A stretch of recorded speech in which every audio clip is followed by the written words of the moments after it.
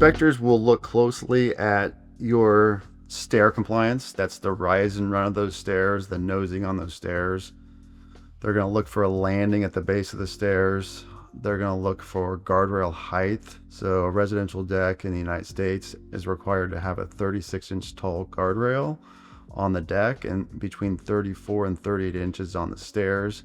They're going to look at the guardrail attachment to make sure that that guardrail or that system can withstand 200 pounds of concentrated load at the top rail and a 50-pound horizontal load per any square foot on the railing system. They're going to look at the house envelope protection very closely to make sure that there's not potential water entrapment happening. That's the most crucial aspect. They're going to look at the pier sizes. Obviously, those should have been inspected.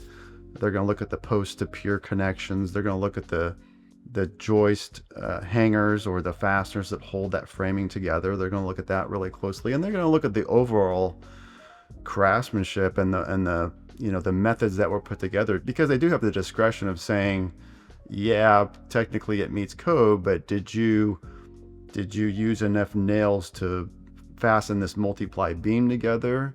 Because the code doesn't define like every little mechanism you use to put together a deck. So they're going to look at everything to make sure it was installed in a professional manner. It really is. I mean, the thing that if you want to make your deck pass inspection the first time, you got to know the codes. There's a Johnson County residential guideline that's available with all municipalities. Each city will have their own adaptations or maybe amendments to that code.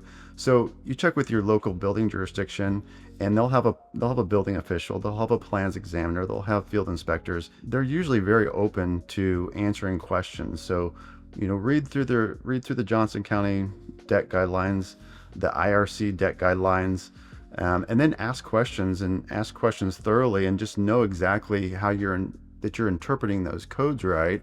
And it's really that simple. And then obviously make sure that you're following those methods. And your field inspector, when he comes out to inspect the deck, he'll be able to, he's going to tell you if it passes or fails, and he'll be able to tell you why and what you can do differently to make it pass the next time.